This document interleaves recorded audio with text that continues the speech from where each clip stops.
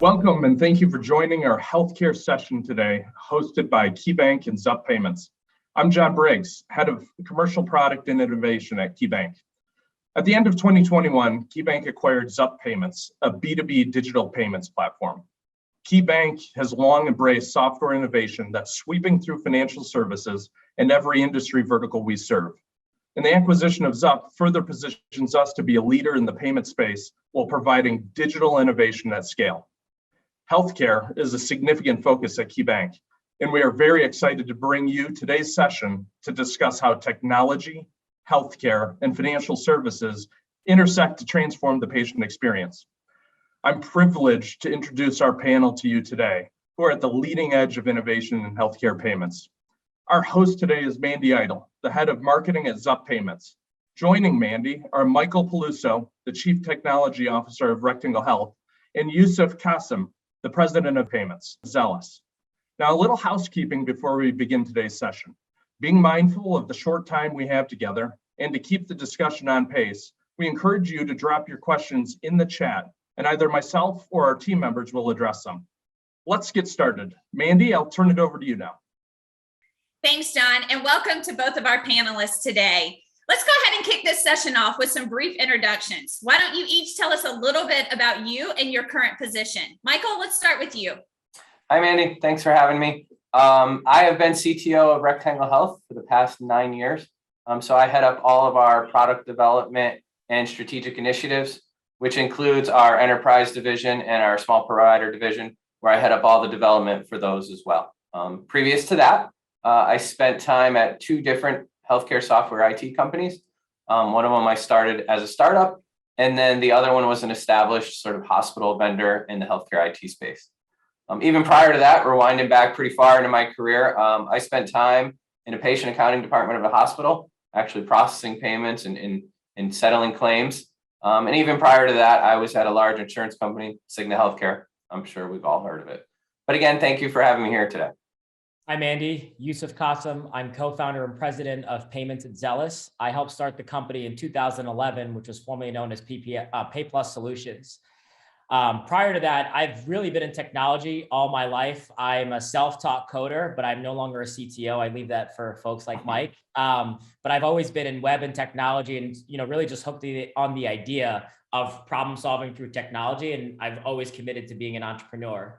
As president of payments, I'm really supporting our go-to-market strategy, driving further sort of market leadership capabilities, and helping service our clients across the payments and communications business. Awesome. Thanks, guys, for such great introductions. Let's dive now into some of the healthcare and payment related topics.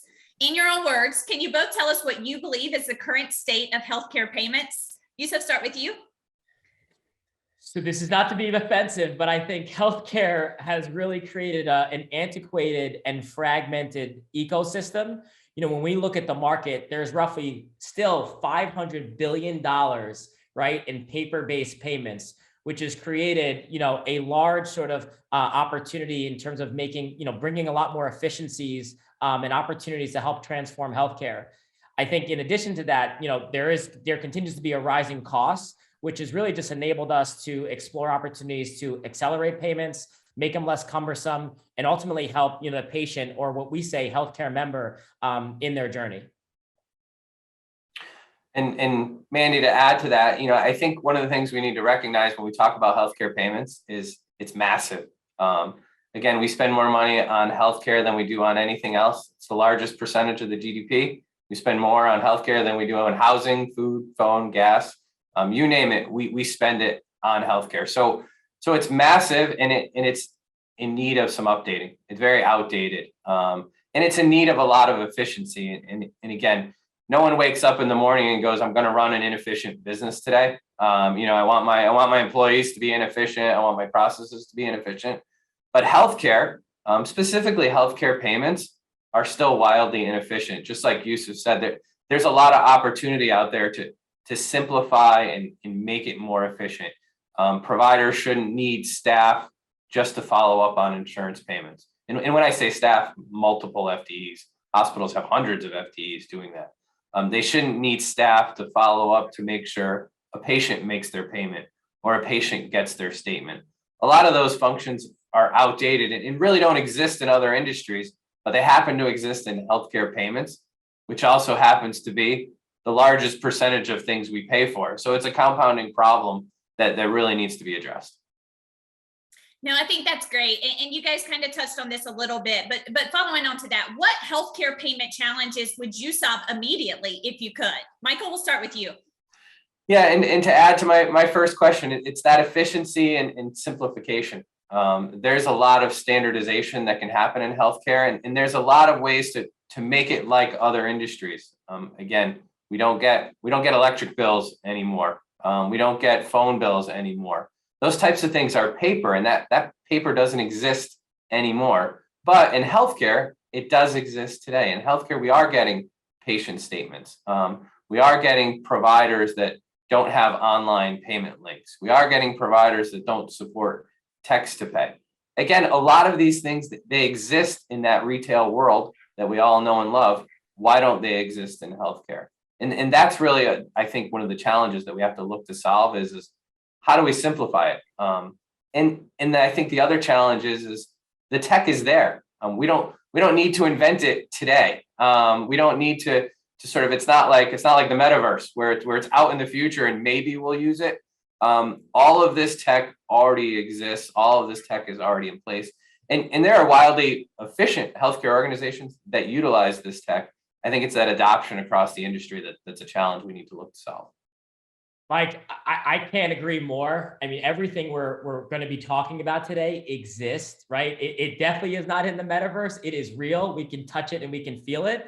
I think on that point, though, it's still astonishing how much paper, and the fact that I'm even talking about paper right now, right? Like exists in the healthcare ecosystem. And I'd say our immediate challenge and something that we at Zealous try to wake up and solve every day is how do we eliminate all of that paper that's caught up in paper checks, paper EOBs, right? And alongside of that, the hundreds of billions of dollars sort of flowing through.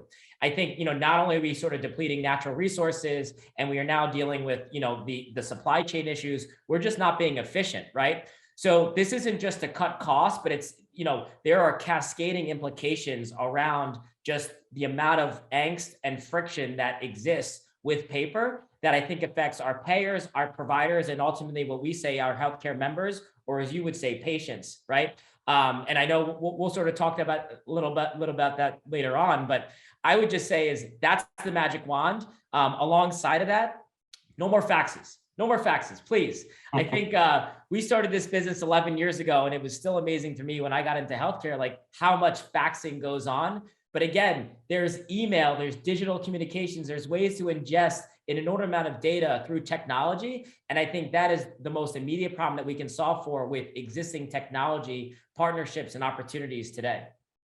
That's great. So this is a good one. In your opinion, is a patient-centric or patient-driven experience real, or is it just another buzzword, and why?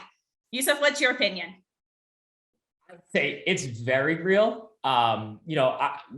Zealous says members are at the heart of our healthcare system, right? And I think more importantly than ever, and something Mike had alluded to earlier in terms of the GDP and the rising cost of healthcare, we see, healthcare costs in general continuing to rise, and members are, sort of becoming bankrupt, paying for care. And it's not just because of access to the means, right? It's just there's a lot of ambiguity and there's a lot of confusion, right? Which is just causing, I would call mass chaos, right? And I know that's a little dramatic, but it is. And not to go on the side, me as a healthcare consumer, I was in a bicycle accident, training for an Ironman, and I actually got to see, sort of the experience. And back, I got a ton of paper, things were delayed. I was getting billed way before things, were even going through insurance. I was getting billed after.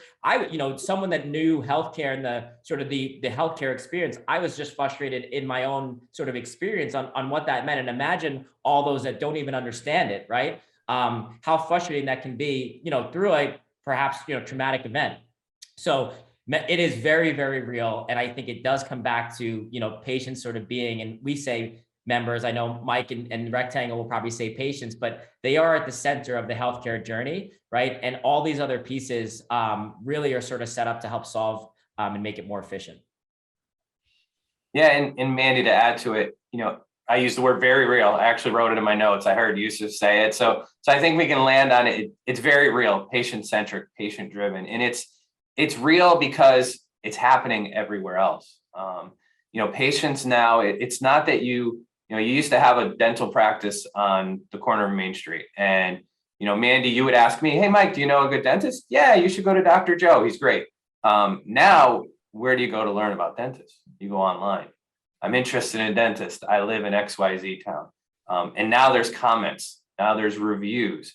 And those reviews may say, love Dr. Joe, but he can't get a bill out in less than 60 days, or he doesn't take card on file, or he doesn't even have a way to get paid online, or, he's got 7 people in the office, but I still have to wait in the waiting room for 30 minutes every time I go. Like that's real. That's how the world is starting to interact. So that patient-centric movement is very big, very real, like we said, and it can be detrimental to a practice to not recognize it. It can be detrimental to any healthcare organization to not recognize it. And that's what we all have to sort of understand and help providers enable. Providers are really good at delivering care. They'll fix your teeth, they'll fix your feet, they'll fix, your broken arm. They don't know exactly how to enable this type of digital technology, digital functionality. And that's where we want to help them out as much as we can. Yeah, and I would even add to that, and it's not just the providers. It's interesting, in our conversations with many of our payer customers, I think they're equally focused on this patient or member experience from their angle. And I think, their view is it starts with sort of greater transparency, right? So Mike, back to your point, it's not just going online and Googling the doctor.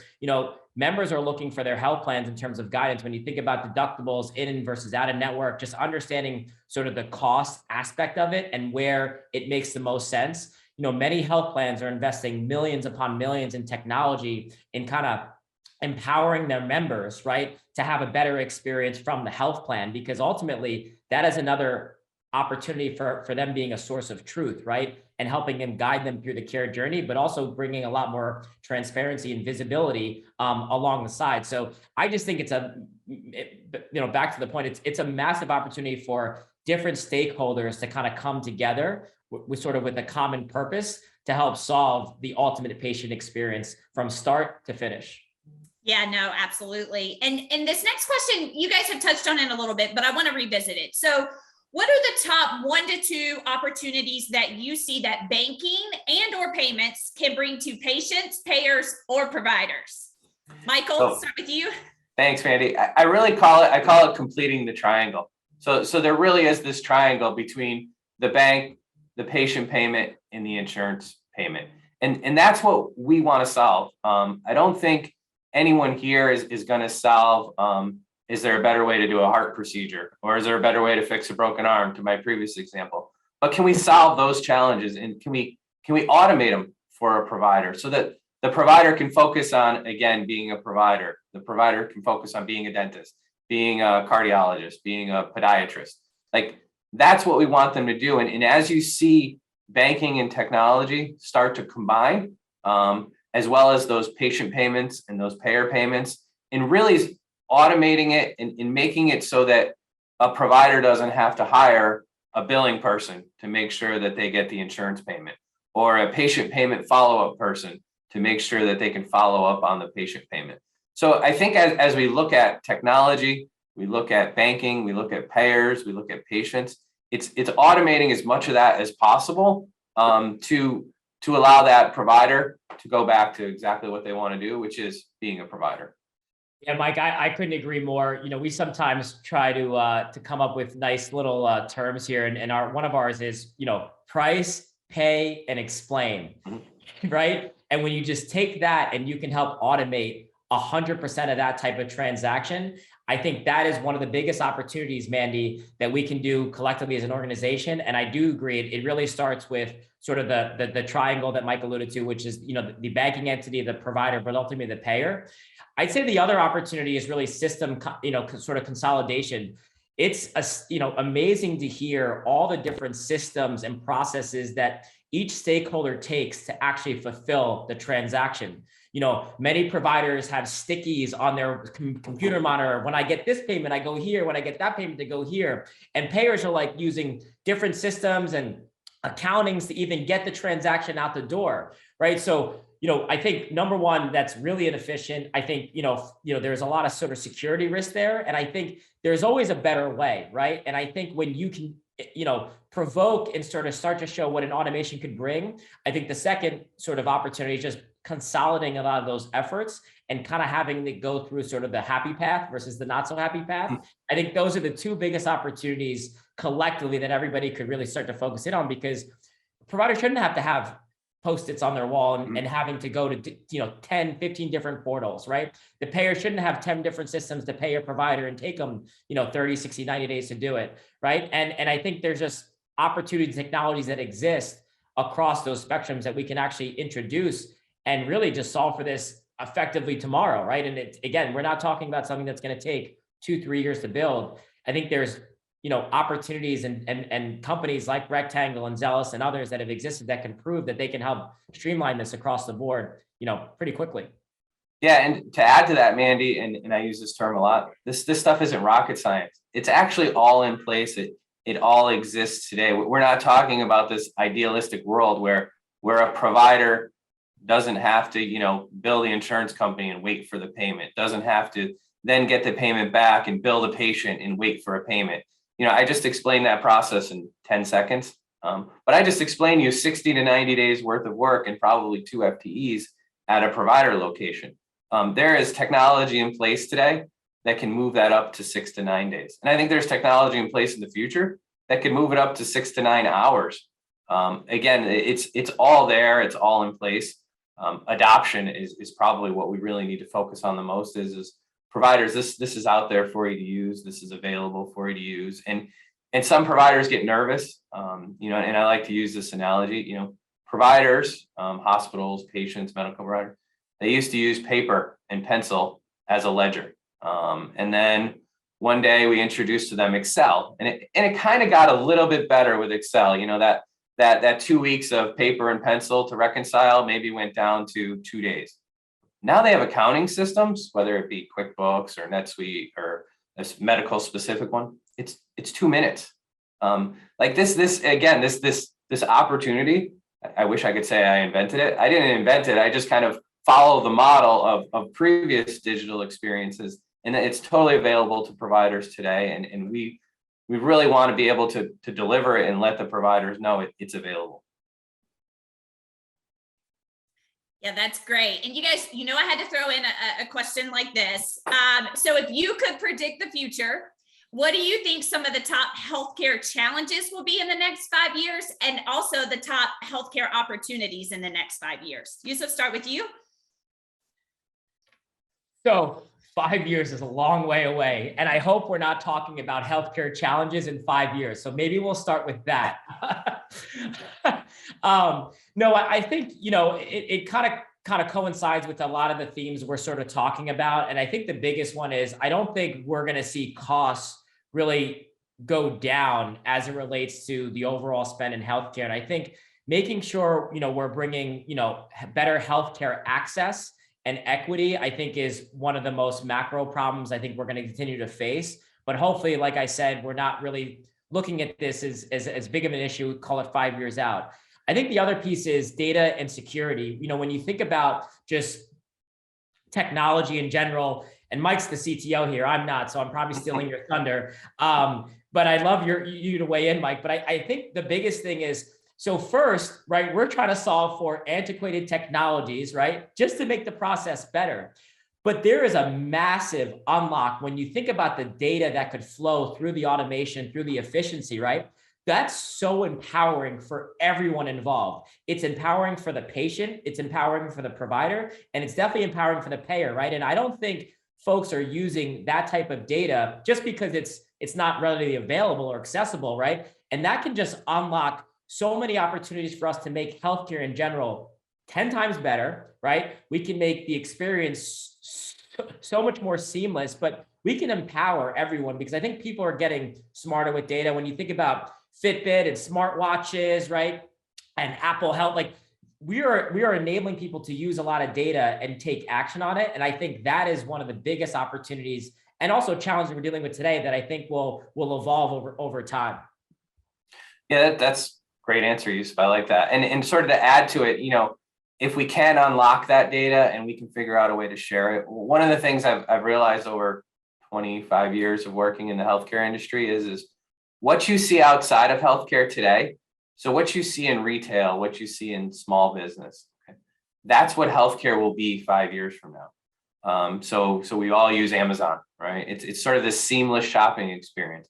5 years ago, we actually went to stores and bought stuff. Now we sort of do it all online, and it's enabled by card on file, and it's enabled by a lot of analytics.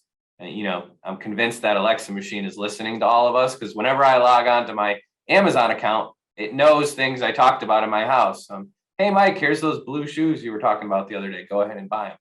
What if you could do a lot of that in healthcare? You log on to your patient portal, and like Yusuf said, it says, man, we noticed you haven't done, your normal step count in the past 3 weeks. Is something wrong? Can we make you an appointment? Right? So it happens. It automatically happens.